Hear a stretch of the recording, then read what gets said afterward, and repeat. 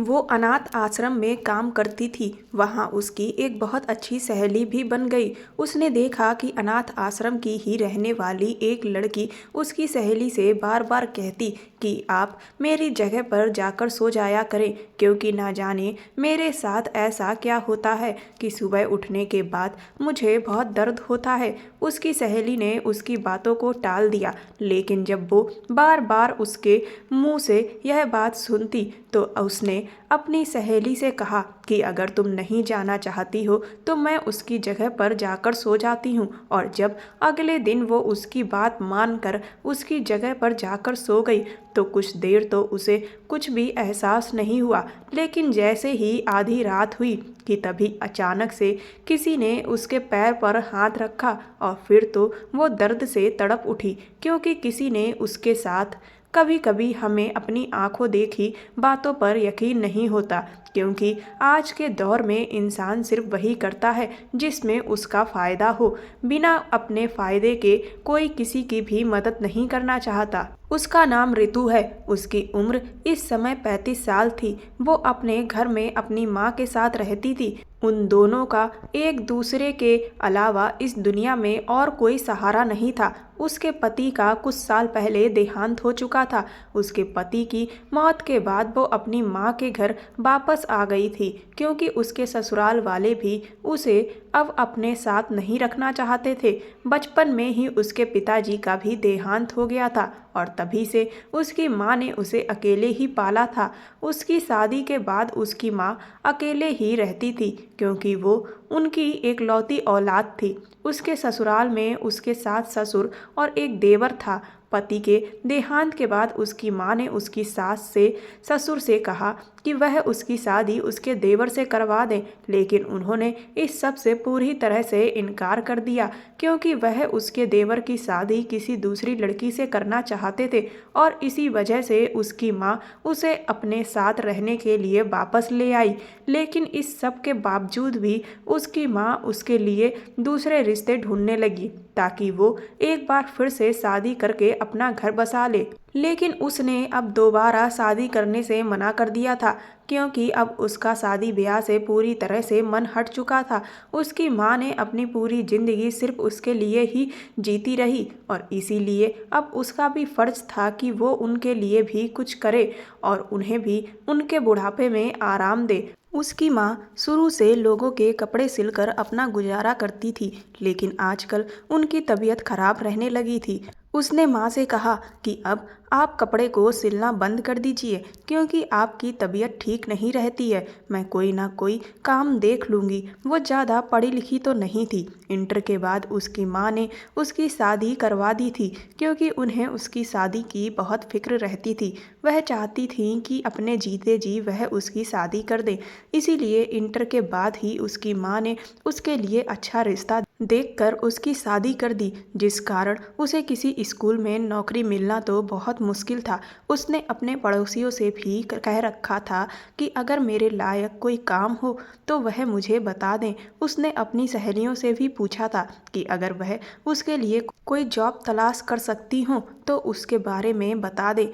उसकी माँ अब बहुत अफसोस जताती कहती, काश मैंने शादी में जल्दबाजी ना करके तुम्हें पढ़ा दिया होता तो आज नौकरी ढूंढने में तुम्हें इतनी दिक्कत ना होती। उसने कहा, माँ आपको लगता था कि आप शादी कर देंगी तो मैं सेटल हो जाऊंगी, जबकि हकीकत में जब इंसान पढ़ लिख कर अपने पैरों में खड़ा होता है तब सेटल होता है। पर खैर, अब जो वक्त बीत गया उसे सोचकर क्या पछताना, आगे का देखते हैं।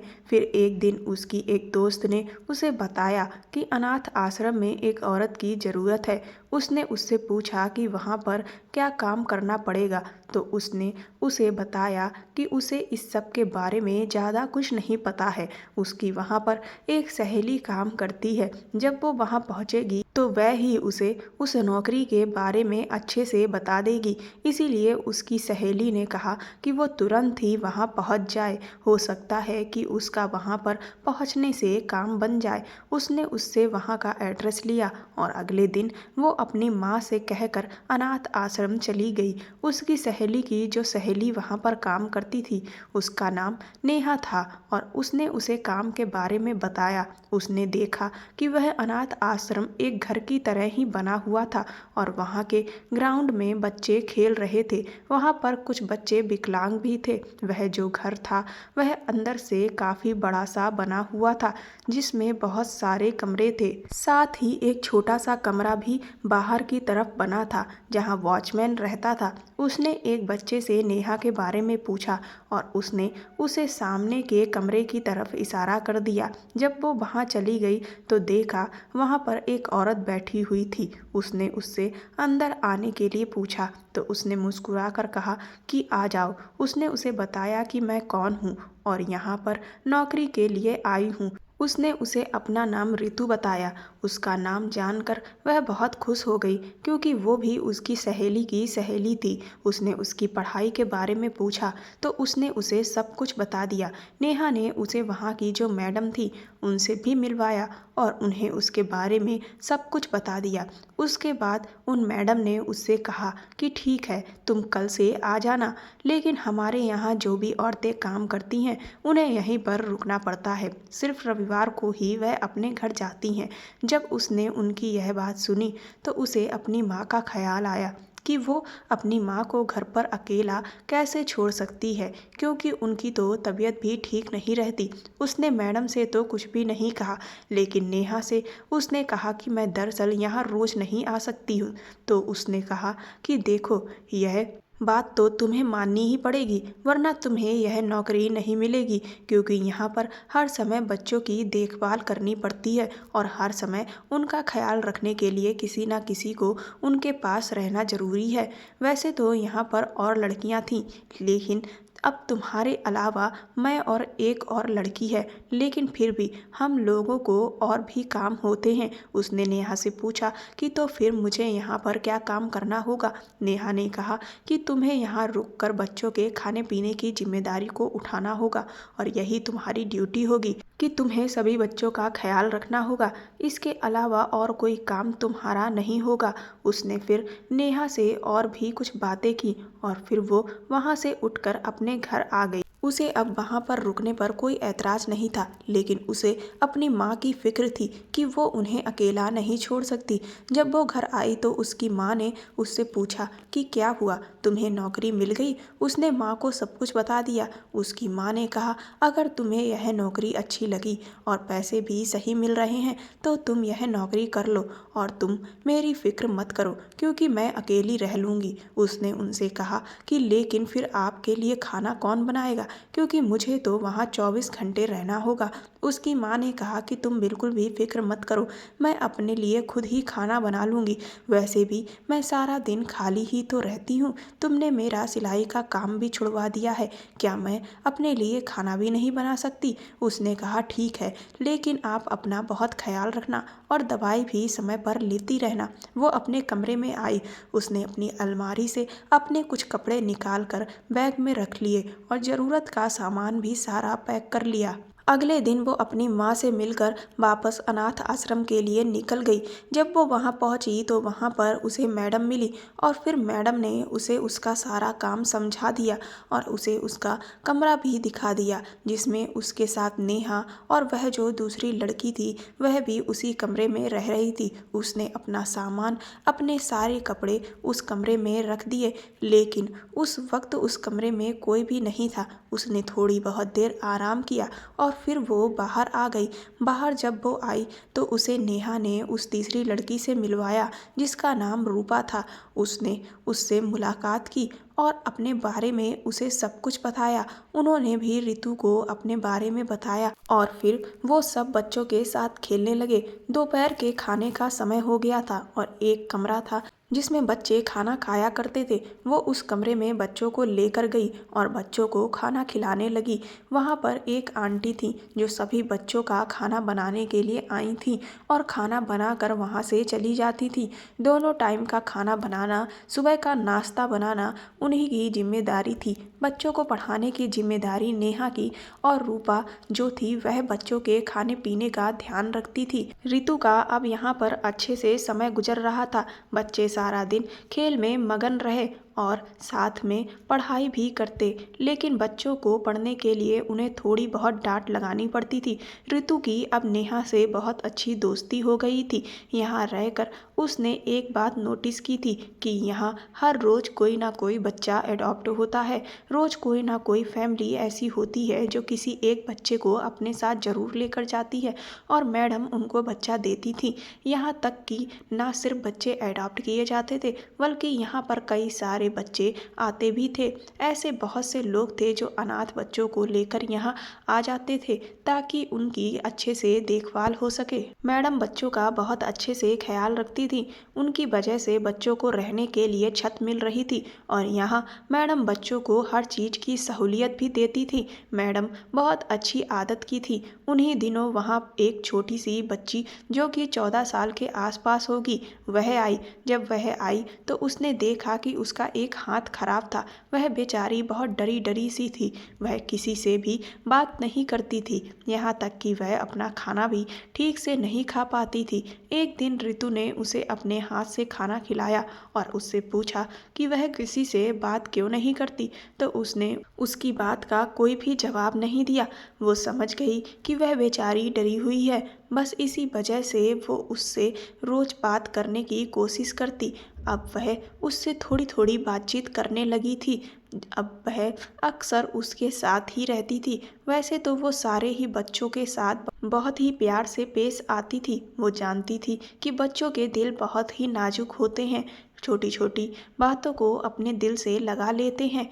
उस बच्ची के साथ भी उसकी अच्छी बनने लगी थी। एक दिन उसने देखा कि वह लड़की घबराई हुई उसकी दोस्त नेहा के पास आई और उसे कहने लगी कि दीदी आप मेरी जगह पर सो जाया करें, क्योंकि मैं अब अपनी जगह पर सोती हूँ तो मुझे बहुत ज़्यादा तकलीफ़ होती है। नेहा ने उसे पूछा कि तुम्हें अपनी जगह पर आखिर क्या परेशानी है, लेकिन उस बच्ची ने नेहा को इस बात का कोई भी जवाब नहीं दिया। वो भी यह सब सुन रही थी।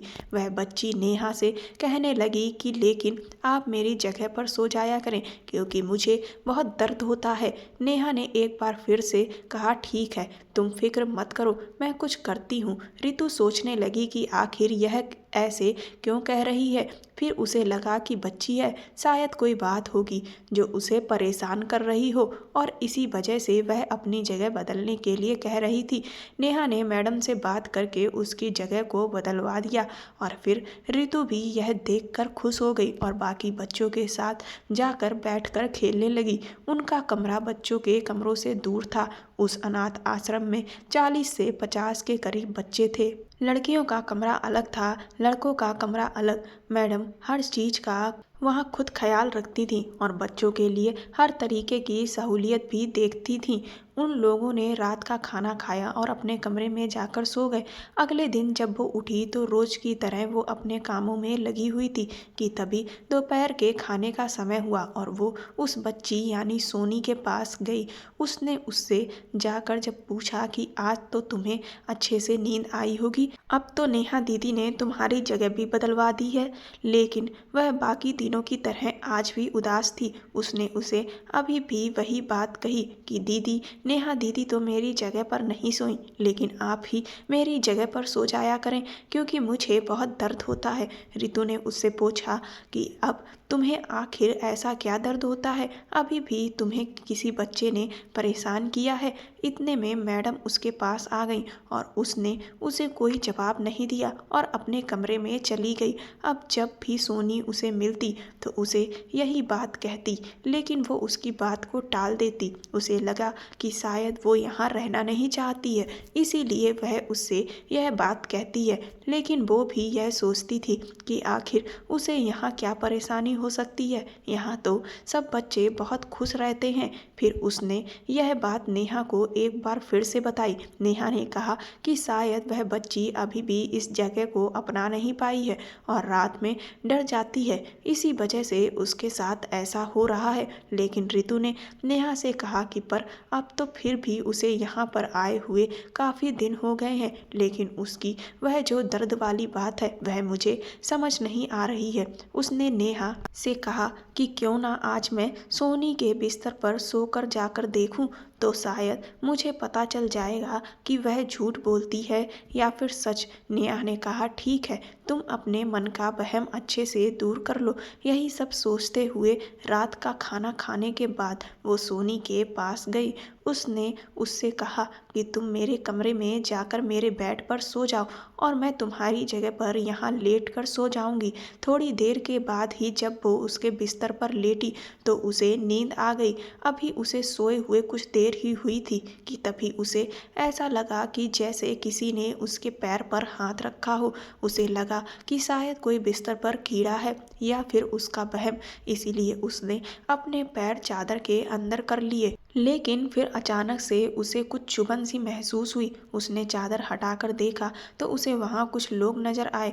वह लोग आपस में कुछ बातें कर रहे थे, लेकिन वो उन्हें ठीक से नहीं देख सकी इससे पहले कि वो बेहोश हो गई। अगली सुबह जब वो उठी तो वो अपनी जगह पर ही सो रही थी। उसके सर में हल्का सा दर्द था और उसकी आंखें लाल हो रही थीं। उसे अपनी तबीयत कुछ खराब लग रही थी। उसने उठकर हाथ मुंह धोया और नाश्ता किया और दवाई ली और रोज की तरह अपने कामों में लग गई। लेकिन उसकी हालत जब नेहा ने देखी तो उसने उससे पूछा कि क्या हुआ, क्या तुम्हारी तबीयत ठीक नहीं है। लेकिन उसके पूछने पर उसे तो रात के बारे में कुछ भी याद ही नहीं था, तो वो उसे क्या बताती। उसने उससे कहा कि दरअसल शायद जगह बदलने की वजह से मुझे ठीक से नींद नहीं आई, बस इसी वजह से ऐसा लग रहा है। दोपहर के समय सोनी भी उसके पास आई और उससे पूछने लगी कि दीदी क्या आपको भी दर्द हुआ था। रितु ने उससे कहा कि नहीं, मुझे कोई दर्द नहीं हुआ था, तुम सिर्फ मुझसे बहाना करती हो। आज से तुम अपनी जगह पर सोगी और आगे से मुझसे या नेहा दीदी से किस से ऐसी कोई भी बात नहीं करना। वह बेचारी अपना सामान लेकर उसके कमरे से बाहर चली गई। वो सोचने लगी कि आखिर उसके साथ रात में क्या हुआ कि उसे कुछ भी याद ही नहीं आ रहा था। अगली दिन रविवार था। वो अपने घर अपनी माँ से मिलने के लिए चली गई थी। अब वो घर पहुंची तो उसकी माँ उसे देखकर बहुत खुश हो गई और उससे उसकी नौकरी के बारे में पूछने लगी कि वो वहाँ खुश तो है ना, उसे ज़्यादा काम तो नहीं करना पड़ता। उसने अपनी माँ को वहाँ के बारे में बताया और खर्च के पैसे भी माँ के हाथों में दिए रितु ने। रितु की माँ बहुत खुश हो गई और उसे दुआएं देने लगी। उसके बाद अगले दिन वो अनाथ आश्रम के लिए वापस निकल गई। वहाँ जाकर वो अपने कामों में लग गई थी। शाम का खाना खाने के लिए जब वो लोग गए तो उसने नेहा से सोनी के बारे में पूछा। नेहा ने उसे बताया कि तुम्हें नहीं पता, उसे तो एक आदमी यहाँ से अडॉप्ट करके अपने साथ ले गया और वह कल ही उसे लेकर वापस चले गए थे। यह बात सुनकर तो उसका मन बहुत उदास हो गया, क्योंकि वो सोनी के काफ़ी करीब हो गई थी। लेकिन कहीं ना कहीं उसे इस बात की खुशी भी थी कि सोनी को अब माता पिता मिल गए हैं और अब वह एक अच्छा जीवन जी पाएगी। अब वह पढ़ लिख कर अपने जीवन में कुछ बन पाएगी। उसे सोनी की याद आती थी, लेकिन उसने और बच्चों के साथ अपने आप को बिजी कर लिया था। यहाँ उसे एक बात बहुत ज़्यादा हैरान करती थी कि हर रोज़ इस आश्रम में बहुत सारे बच्चे आते थे और बहुत सारे बच्चे हर रोज़ ही अडॉप्ट कर लिए जाते थे। वरना वैसे तो उसने यही देखा था कि अनाथ बच्चों को तो जल्दी कोई गोद लेना ही नहीं चाहता था और अगर लेकर भी जाता था तो उन्हें ले जाकर अपने घर में नौकर बनाकर ही रखते थे। लेकिन यहाँ तो हर रोज़ बहुत सारे बच्चे अडॉप्ट होते और यहाँ से अडॉप्ट किए हुए बच्चों को वो लोग अपनी संतान बनाकर ही ले जाते थे। उसे यह बात बहुत परेशान कर रही थी। वो जानना चाहती थी कि आखिर यह सब मुमकिन कैसे हो पा रहा है, लेकिन अगर वो इस बात को किसी से पूछती भी थी तो उसे इसका कोई खास जवाब नहीं मिलता था। उसने इस बारे में नेहा से भी बात की थी, तो नेहा ने भी कहा कि शायद इस आश्रम की किस्मत अच्छी है कि बच्चों का ज़्यादा से ज़्यादा भला हो रहा है। और दूसरा, यहाँ की मैडम बहुत अच्छी हैं, वह बहुत लोगों को जानती हैं, जिस वजह से यहाँ ज़्यादा एडॉप्शन होते हैं। वैसे भी अगर दुनिया में बुरे लोग हैं तो उनके साथ बहुत सारे अच्छे लोग भी हैं। उसकी बात सुनकर वो खामोश हो गई, लेकिन वो उसके जवाब से संतुष्ट नहीं थी। अगर वो ज़्यादा छानबीन करती तो फिर उसकी खुद की नौकरी भी खतरे में आ जाती, और उसे इस नौकरी की बहुत ज़्यादा ज़रूरत थी, क्योंकि अगर उसकी यह नौकरी छूट जाती तो पता नहीं उसे कहीं और नौकरी मिलती भी या नहीं। एक दिन अचानक एक बच्ची उसके पास आई जो लगभग 13 साल की होगी। वह उससे आकर कहने लगी कि दीदी, मुझे अपने बिस्तर पर नहीं सोना, मुझे दर्द होता है। उसकी यह बात सुनकर वो हैरान रह गई, क्योंकि यह बात उससे सोनी भी कहा करती थी। उसने उससे पूछा, बेटा कैसा दर्द होता है? क्या तुम्हें कोई और बच्चा परेशान करता है? क्या तुम्हें बिस्तर में कुछ चुभता है? वो बच्ची रोने लगी और रोते रोते उसे बताया कि उसे ऐसा लगता है कि उसे किसी ने इंजेक्शन लगाए हों, और फिर उसके बाद उसे कुछ याद नहीं रहता। उसके दिमाग में ऐसी बात आई जो वो सोच भी नहीं सकती थी। उसने खुद से ही सवाल करके खुद ही जवाब दिए कि नहीं, ऐसा नहीं हो सकता। यहाँ ऐसा कौन कर सकता है? यहाँ तो बच्चों का हर तरह से ख्याल रखा जाता है, फिर ऐसी दरिंदगी उनके साथ कौन कर सकता है? वो उस बच्ची को अपने कमरे में ले गई और दरवाज़ा अंदर से बंद कर लिया। उसने उसके सारे कपड़ों को हटाया और फिर जब उसके शरीर पर कुछ निशानों को देखा, वो अच्छे से समझ गई कि इसका मतलब इसके साथ कुछ गलत हुआ है। उसने उसे कहा, तुम फिक्र मत करो, मैं रात को तुम्हारे साथ ही सोऊंगी, घबराओ नहीं, और तुम यह बात अभी किसी को मत बताना। उस बच्ची की हालत देखकर उसे भी रोना आ रहा था, लेकिन उसने उस वक्त खुद को शांत किया और मन में ही सोच लिया कि उसके साथ जो कुछ भी हुआ है उसके बारे में वो पता लगाकर ही रहेगी कि आखिर इस बच्ची के साथ किसने गलत किया, और जिसने ऐसा किया वो उसे छोड़ेगी नहीं। जब रात हुई तो वो बच्चों के कमरे में जाकर उस लड़की से थोड़ी दूर लेट गई। उसने किसी को इस बारे में नहीं बताया था। उसने अपने ऊपर चादर डाल ली। उसे नींद आ रही थी। आधी रात होने को आई कि तकरीबन रात के 1 बजे का समय था। तभी उसे किसी के दरवाज़ा खोलने की आवाज़ आई। जब उसने चादर से चुपके से देखा तो वहाँ पर 2 आदमी थे जो उस बच्ची की तरफ ही आ रहे थे, और वह दोनों आदमी उस बच्ची के पास गए और उसका मुंह बंद कर दिया और फिर उसके इंजेक्शन लगा दिया। कुछ देर बाद उसको कमरे से बाहर निकाल ले गए।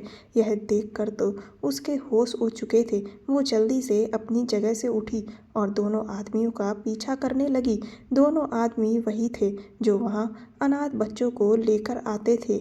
उसने सोचा कि यह बात वो मैडम को बताएगी, लेकिन वो जब तक मैडम को जगाती, सब कुछ बताती, तब तक वो लोग निकल जाते। इसीलिए उसने उनका पीछा करने को ही सही समझा। जब वो उनका पीछा करते करते बाहर गई तो उसे देखकर बहुत हैरानी हुई कि वह वॉचमैन से बात कर रहे थे। वॉचमैन ने उनके बाहर जाने के लिए गेट भी खोल दिया, जिससे वो समझ गई कि वह वॉचमैन और मैडम भी शायद इस सब में मिले हुए हैं। उनके निकलने के बाद ही वॉचमैन ने मेन गेट बंद कर दिया था। वो दूसरे गेट से बाहर गई तो सामने ही उसे वह दोनों आदमी दिखाई दिए। वो उसके पीछे जाने लगी। अनाथ आश्रम से थोड़ा आगे चलकर एक घर था जहाँ कोई नहीं रहता था।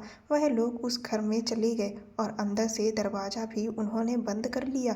उसने घर के चारों तरफ अच्छे से देखा कि शायद उसे कोई दरवाज़ा मिल जाए अंदर जाने के लिए। तब उसे एक दरवाज़ा दिखा जो कि टूटा हुआ था। वो उसी से कूदकर अंदर चली गई। पूरे घर में अंधेरा था। अंदर जाकर उसने देखा कि एक कमरे की लाइट जल रही है। वो उस कमरे की तरफ ही चली गई। उसका दरवाज़ा भी अंदर से बंद था। उसने खिड़की से देखा तो एक आदमी खड़ा था और दूसरा उस बच्ची के साथ गलत काम कर रहा था। यह सब देखते हुए उसकी चीख निकल गई। उसने बिना कुछ सोचे समझे खिड़की से ही चिल्लाना शुरू किया। कि उस बच्ची को छोड़ दो वरना मैं पुलिस को बुला लूँगी। उन्होंने उसे जैसे ही देखा वह उसे कहने लगे कि तुम यहाँ कैसे आई हो, जाओ यहाँ से। उसने कहा छोड़ो बच्ची को। उनमें से एक आदमी उसके पास आया और उसने अचानक ही उसके सर पर कुछ ऐसा मारा जिससे वो बेहोश हो गई। जब उसे होश आया तो उसका सर बुरी तरह से घूम रहा था, आंखों के सामने अंधेरा छा रहा था। उसने हिम्मत करके उठने की कोशिश की और जब आंख उठाकर देखा तो वो एक अंधेरे कमरे में बंधी हुई थी और उसे बेहोश होने से पहले का सब याद आ गया था। और वो उस बच्ची के बारे में ही सोचने लगी कि पता नहीं इन जालिमों ने उसे बच्ची के साथ क्या किया होगा, वह बेचारी किस हाल में होगी। इस सब में मैडम और चौकीदार भी मिले हुए हैं। उसके हाथ पैर बंधे हुए थे। उसने खोलने की कोशिश की लेकिन उसकी कोशिश बेकार रही। थोड़ी देर के बाद एक आदमी अंदर आया। वह उसके लिए खाना लेकर आया था। उसने उसे कहा कि मुझे छोड़ दो, मैं तुम लोगों के इस काम के बारे में कभी किसी को नहीं बताऊंगी। उसकी बात सुनकर वह हंसने लगा और उससे बोला क्या हुआ, पहले तो तुम बहुत बड़ी 30 मार खान बन रही थी, अब तुम्हारी सारी अकड़ निकल गई। पहले तो तुम बहुत बोल रही थी पुलिस बुलाऊंगी। वो उसकी बात सुनकर रोने लगी क्योंकि इस समय वो उनका कुछ नहीं बिगाड़ सकती थी। उसके हाथ पैर बंधे हुए थे और वह बहुत खतरनाक और जालिम लोग थे, उसके साथ कुछ भी कर सकते थे। उस आदमी ने उससे कहा यह लो खाना खा लो, रोने के लिए भी तो तुम्हें ताकत चाहिए होगी। उसने उस खाने को हाथ भी नहीं लगाया क्योंकि हो सकता था वह लोग उसे खाने में जहर मिलाकर उसके लिए लाए हों ताकि वह उसे अपने रास्ते से आराम से हटा सके, क्योंकि अब वो उनकी सारी हकीकत जान चुकी थी तो वह लोग उसे ऐसे ही तो नहीं जाने दे सकते थे। वह उसके साथ जरूर कुछ ना कुछ करते। इसी बीच अचानक ही उसे सोनी की याद आ गई। अब उसे उसके दर्द का एहसास हो रहा था और वो समझ गई थी कि वह उससे क्यों कह रही थी कि रात में उसे दर्द होता है। बेचारी मासूम सी बच्ची, एक तो लावारिस, ऊपर से उसके साथ इतना गलत हुआ। वो सोच भी नहीं सकती थी कि मैडम भी इस सब में शामिल होंगी, लेकिन अब उसे कुछ भी करके यहाँ से निकलना होगा वरना यह लोग उसे भी मार डालेंगे। एक तो दरवाज़ा बाहर से बंद था। उसने खूब हाथ पैर हिलाए तो हाथों की रस्सी ढीली पड़ गई। उसने जल्दी से अपने हाथ पैर खोले। वो कमरे के चारों तरफ देखने लगी तो उसे वहाँ कुछ भी नजर नहीं आया। जब उसने ऊपर की तरफ देखा तो वहाँ उसे खिड़की दिखाई दी थी, लेकिन वह काफ़ी ऊपर थी। फिर उसने कमरे में देखना शुरू किया जिससे वो उस पर चढ़कर खिड़की से बाहर जा सके। वो जिस कुर्सी में बंधी हुई थी उसने उसी को उठाकर खिड़की के नीचे रखा और उस पर चढ़कर खिड़की से बाहर की तरफ जाने की कोशिश करने लगी। तभी उसकी नज़र नेहा पर पड़ी। नेहा को देखते ही उसके शरीर में और ज़्यादा फुर्ती आ गई। उसने तुरंत ही पीछे पड़ा हुआ एक पत्थर उठाकर नेहा की तरफ फेंका जिससे उसका ध्यान ऋतु पर गया और जैसे ही वह उसकी तरफ पलटी उसने हाथ हिलाकर उसे इशारा कर दिया। वह तुरंत ही भागती हुई उसकी तरफ आई। इस तरफ से तो उसे कुर्सी मिल गई थी लेकिन उस तरफ उसके पास कुछ भी नहीं था। नेहा भी इधर उधर देखने लगी कि तभी उसे एक स्टूल मिल गया और उस स्टूल को उसने रख दिया और उसे इशारा किया कि वो जल्दी से खिड़की से कूदकर इस स्टूल पर पैर रखे। वो तुरंत ही इधर से खिड़की से चढ़ गई और उस तरफ उसे नेहा ने सहारा दिया जिससे वो स्टूल पर पैर रखकर नीचे आ गई। लेकिन इस सब में थोड़ी बहुत चोट उसके पैर में लग गई जिससे उससे चला भी नहीं जा रहा था, लेकिन वो नेहा का सहारा लेते हुए तुरंत ही गेट की तरफ निकल गई। उसने इस बीच नेहा को सब कुछ बता दिया। वो दोनों आगे जाकर अनाथ आश्रम के गेट के पास पहुंचे। वहाँ वॉचमैन भी बैठा हुआ था, लेकिन वो दोनों ने वॉचमैन से नज़र छुपाते हुए वहाँ से निकल गए क्योंकि अगर वह उन लोगों को देख लेता तो वह उन्हें पकड़वा देता। वो और नेहा उस वक्त बहुत ही बदहवास हालत में थे और घबराए हुए थे क्योंकि उन दोनों को ही बार बार यह डर सता रहा था कि कहीं उन आदमियों में से कोई भी आकर उन्हें पकड़ ना ले। वो दोनों तुरंत ही पुलिस स्टेशन की तरफ मुड़ गए क्योंकि बच्चों को वो ऐसे हालत में नहीं छोड़ सकते थे। वहाँ बच्चों के साथ बहुत गलत हो रहा था और यह सब पुलिस को बताना बहुत ज़रूरी था। पुलिस स्टेशन वहाँ से काफ़ी दूर था। वो दोनों पैदल ही पुलिस स्टेशन पहुँचे। वहाँ पहुँच के उन्हें आधा घंटा इंतज़ार करना पड़ा। वहाँ बैठे लोगों से उन्हें बहुत डर लग रहा था, क्योंकि वह सारे ही मुजरिम थे। उसने इंस्पेक्टर को सारी बात बताई। इंस्पेक्टर ने कहा कि क्या तुम्हारे पास इन सब बातों का कोई सबूत है? उसने कहा कि नहीं, इसका कोई मेरे पास सबूत तो नहीं है। तो वह कहने लगे कि तो फिर हम तुम्हारी बात कैसे मान लें? हो सकता है कि तुम झूठ बोल रही हो, उन लोगों को फंसाना चाहती हो। उसने उनसे कहा कि नहीं, ऐसा बिल्कुल भी नहीं है, बल्कि आप अगर उन्हें पकड़ेंगे तो मैं उनके खिलाफ गवाही देने के लिए भी तैयार हूँ। अभी यह बात चल ही रही थी कि तभी नेहा ने कहा कि सबूत मैं आपको दूंगी। यह बात सुनकर रितु हैरान रह गई। नेहा ने कहा कि तुमने तो मुझे एक बार भी पूछा ही नहीं कि मैं वहाँ कैसे पहुँची। दरअसल रात के वक्त मेरी आँख खुली और मैंने तुम्हें चुपके से बाहर की तरफ जाते हुए देखा। इसी बीच मेरी नज़र पड़ी कि तुम दो आदमियों का पीछा कर रही हो और वह दो आदमी किसी बच्ची को अपने साथ लेकर जा रहे हैं। इससे मुझे किसी खतरे का अंदेशा पैदा हो गया और मैं भी तुम्हारे पीछे दबे पाँव चुपके से निकल ली। जब मैंने तुम्हारा पीछा किया तो कुछ दूर तक तो तुम दिखाई दी, लेकिन एक घर के पास पहुंचने के बाद मुझे समझ नहीं आ रहा था कि तुम कहाँ चली गई। पहले तो मैं यहाँ वहाँ देखने लगी, लेकिन फिर मुझे एक कमरे से बल्ब की रोशनी दिखाई दे रही थी और जब मैंने अंदर झांक कर देखा तो मेरे होश उड़ चुके थे। और पहले तो मैंने सोचा कि मैं उनको जाकर रोकूं, लेकिन क्योंकि वह दो आदमी थे और मैं अकेली, इस वजह से मुझे नहीं लगा कि मैं उनका मुकाबला कर पाऊंगी। मैंने तुरंत ही उन लोगों का वीडियो बना लिया था। नेहा ने वह वीडियो इंस्पेक्टर साहब को दिखाया, जिसे देखकर इंस्पेक्टर साहब के भी होश सकता हो गए। उन्होंने उन दोनों को शाबाशी दी, लेकिन उन्होंने कहा कि लेकिन इससे यह बात साबित नहीं होती कि यह काम अनाथ आश्रम की मैडम करवा रही हैं, क्योंकि इसमें सिर्फ वह दो आदमी दिख रहे हैं और अगर हम उन्हें पकड़ भी लेंगे तो वह अपनी बात से साफ तौर पर मुकर जाएंगे। रितु और नेहा ने कहा तो फिर मैडम के खिलाफ हम सबूत कहाँ से लाएं? इंस्पेक्टर साहब ने कहा उसकी तुम लोग फिक्र मत करो। सबसे पहले मुझे तुम लोगों की सुरक्षा का इंतजाम करना होगा, क्योंकि उन आदमियों ने तुम लोगों को देख लिया है और हो सकता है कि वह तुम्हें नुकसान पहुंचाने की कोशिश करें। इंस्पेक्टर साहब की बात सुनकर वो और नेहा अपने अपने घरों को निकल गए। रितु ने अपनी माँ को सब कुछ बता दिया। उसकी माँ उसके इस काम से उस पर बहुत गर्व महसूस कर रही थी, लेकिन उसने उनसे कहा कि इस वक्त हमारी जान को खतरा है, जिसके लिए हमें किसी सुरक्षित स्थान पर जाना होगा। उसके बाद इंस्पेक्टर साहब रितु और नेहा को एक सुरक्षित जगह पर ले गए। कुछ दिनों के बाद पुलिस अनाथ आश्रम में भेष बदल कर गई और उन्होंने मैडम से बात की कि उन्हें एक बच्ची चाहिए और वह बच्ची को विदेश ले जाकर बेच देंगे। इसके लिए वह मुँहमांगी रकम देने को तैयार है। मैडम ने भी बच्चे देने की हामी भर दी और बात करते करते उनसे यह भी कहा कि आपको और बच्चे चाहिए हों तो वो भी मिल जाएंगे, क्योंकि हमारे यहाँ बच्चों से हर तरीके का काम करवा लेते हैं। पुलिस वालों ने यह सारी बातें रिकॉर्ड कर ली थी और फिर वह वहाँ से आ गए। अगले दिन उन लोगों ने वहाँ पर छापा मार दिया। मैडम, वॉचमैन और उन दोनों आदमियों को भी गिरफ्तार कर लिया गया।